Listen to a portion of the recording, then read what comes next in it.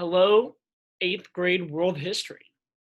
I hope your Tuesday has gotten off to a great start, and I'm super excited for class today.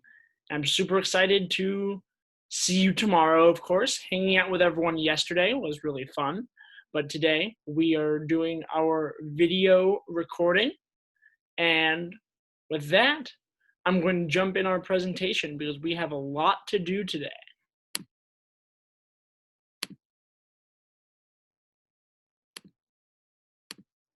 Cool.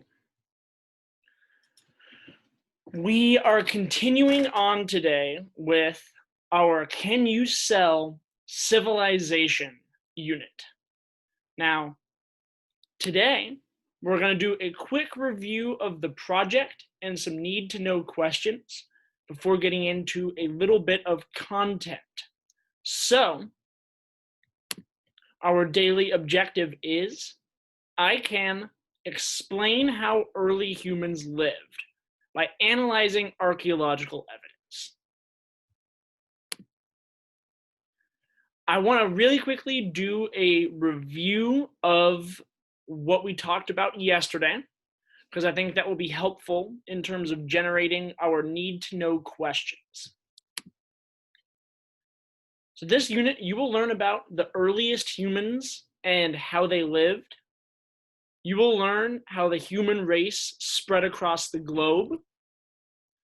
And you will learn how humans began living in agriculture-based villages, beginning what we refer to today as civilization. Civilization meaning living a life that is similar to ours, that we live today. Your task for this unit will be to create a civilization elevator pitch. Your final project for the unit will be to convince the early hunter-gatherer humans to give up their way of life, of living in caves, of scavenging for food, to live in farms, to live in villages, rather, to farm, and to begin living a civilized life. In other words, can you sell civilization to these hunter-gatherers? What you will be asked to do for this project is, on your own, you will create a document with information to convince early humans to start living in a farming community. There will also be a group work element for the final project, where you will be placed in a group and you will give an elevator pitch to the hunter-gatherers. The hunter-gatherers being us, the teachers. The elevator pitches what you learned yesterday. You will complete the elevator pitch steps that you did earlier. This is what it says today. It's meant yesterday. You will complete those steps in your final project. Which brings us to these need to know questions. I hope you had some time to brainstorm some need to know questions last night for homework. But if you didn't, that's okay. You have a chance to come up with them right now. What are need to know questions? Keeping the project in mind and its final product, what do you need to know about the unit so that you can complete the final project? This prompt is very vague. I know that, because there are a lot of things that you don't know yet about hunter-gatherers, about agricultural societies, about elevator pitches, about group work. And so the rules for generating these questions, for coming up with these questions, is to come up with as many questions as you can. The more questions you ask, the more answers we can look for. Another rule is no question is a bad question. If you are wondering something, if you're confused about something, or if you don't know something, someone else probably has the exact same question.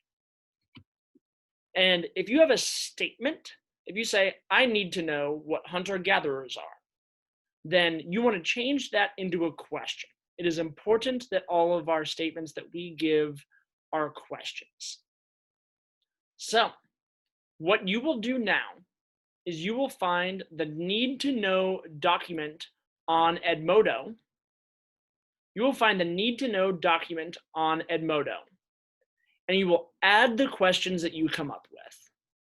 We're going to do this for about 10 minutes. If you brainstormed some last night, please add them to the document. If you come up with more as you're thinking right now, please put those on the document as well. If you can't open the document, that is okay. We will look over all of them tomorrow.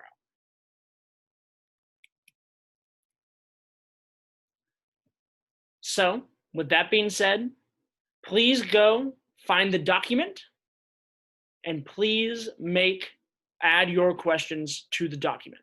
So we will pause the video and you will go do that.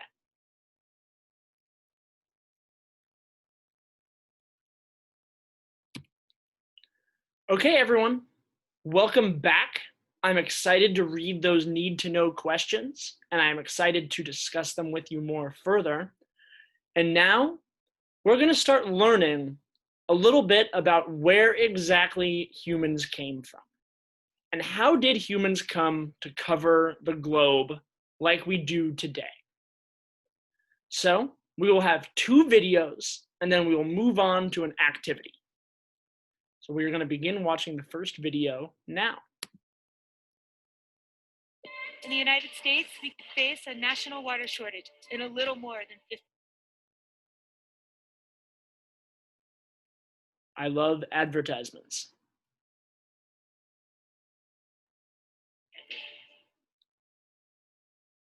Millions of years before industry, agriculture, and civilization, the world stage was set for one creature's unprecedented rise.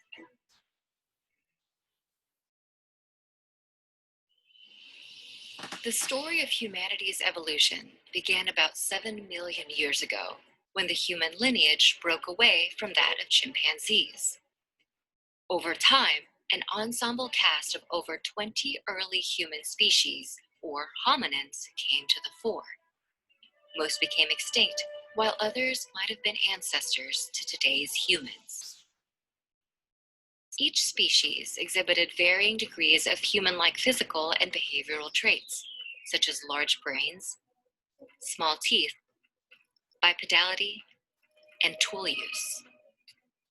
These hominins fell into 3 major groups: early hominins, Australopithecines, and Homo genus.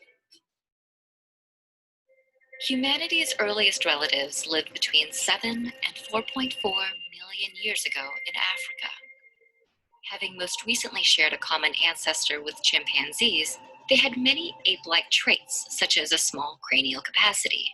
However, fossils show that some ancient hominins were also beginning to show human-like characteristics, such as small canines that were likely used more for eating and not for hunting or fighting. The next phase of hominin evolution involved primates called Australopithecines. They lived between 4.4 and 1.4 million years ago across the African continent. Like their ancient brethren, Australopithecines had some ape-like traits. However, changes in the skull, spine, and legs indicate a notable shift toward a very human-like trait: consistent bipedal locomotion. The third and current phase of human evolution involves members of the genus Homo. The earliest Homo species likely date to more than 2 million years ago, making them a contemporary of some Australopithecines. But unlike earlier hominins, who exhibited a mosaic of ape and human-like traits, Homo species were becoming distinctly more human. Their cranial capacity was growing larger than any other hominins. They developed sophisticated stone tool technology, and they became the first to control fire. These physical and behavioral adaptations, along with advancements in technology, allowed some Homo species to be the first to migrate out of Africa and explore the rest of the world. While a cast of over 20 hominin species have walked this earth, only one remains. Homo sapiens, shaped by millions of years of evolution, embarked on a journey of exploration and industry its ancestors could have only dreamed.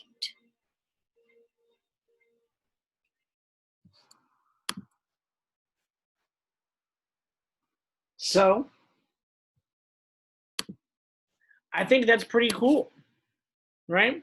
Humans didn't come directly from, one sec. Let me go back to presentation mode. Humans did not come just from monkeys, right?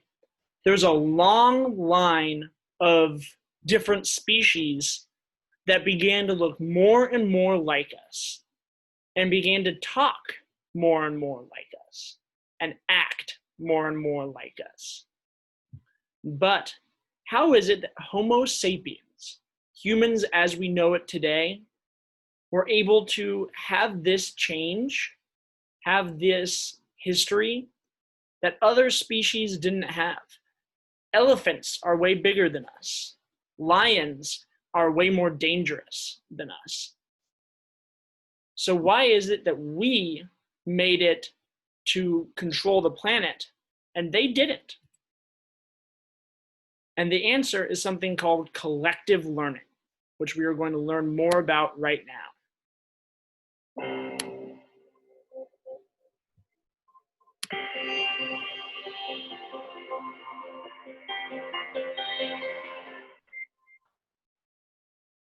First living organisms appeared on Earth at least 3.5 billion years ago. To us, they would have seemed tiny and insignificant. Yet they were extraordinarily complex compared to anything else that had ever existed.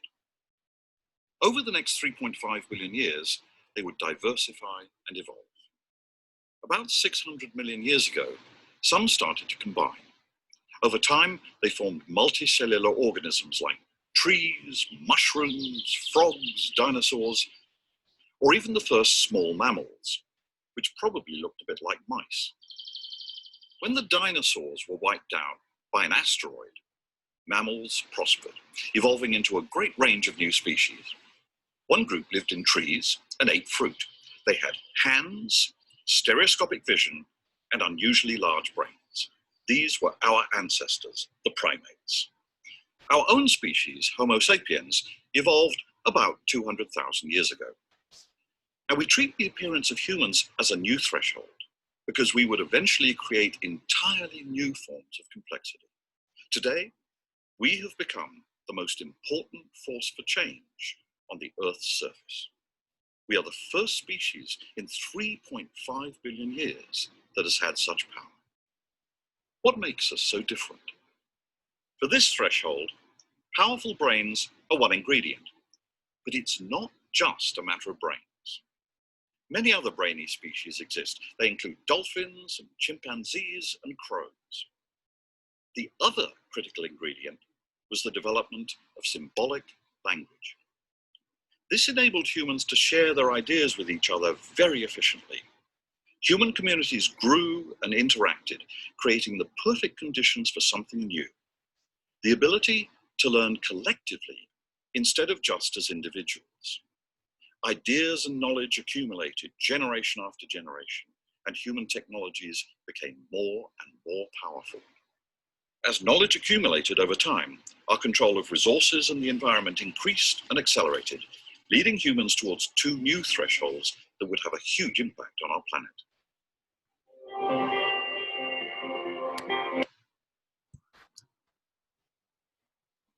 So,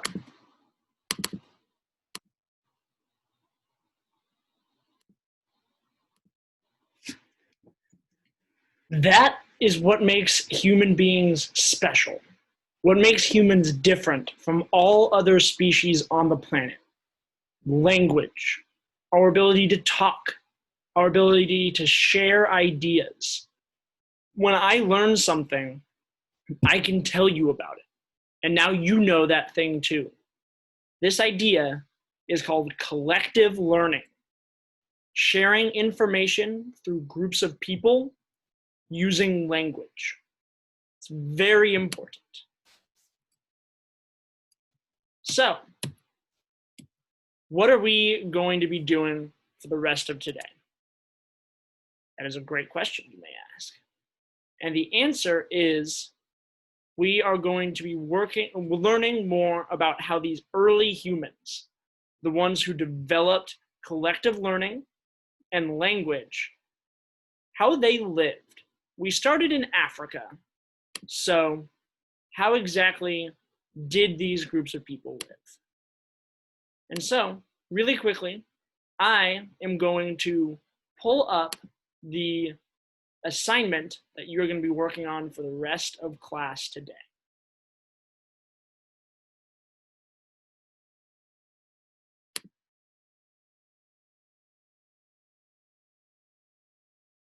Give me a quick second.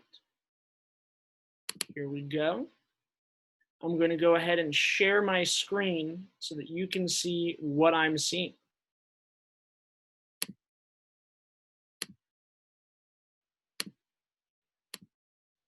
On Edmodo,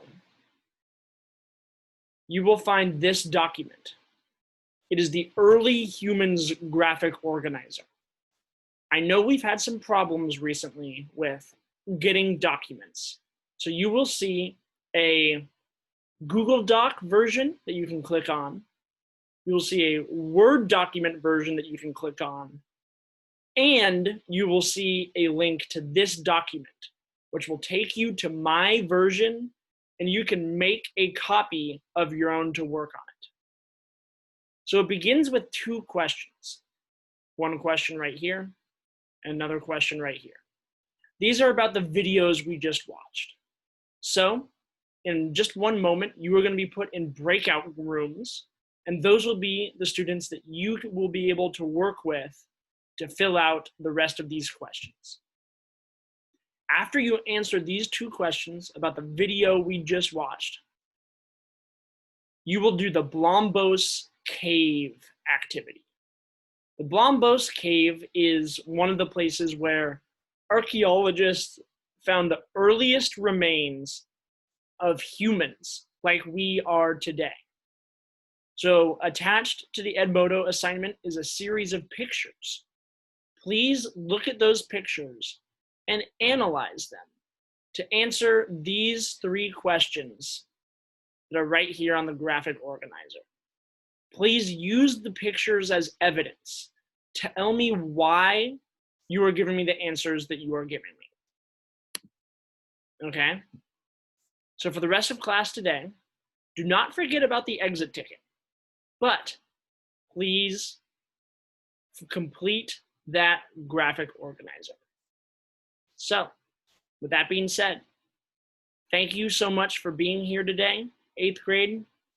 Thank you for being here and doing your best. And I look forward to seeing you all in person tomorrow. Have a great rest of your day.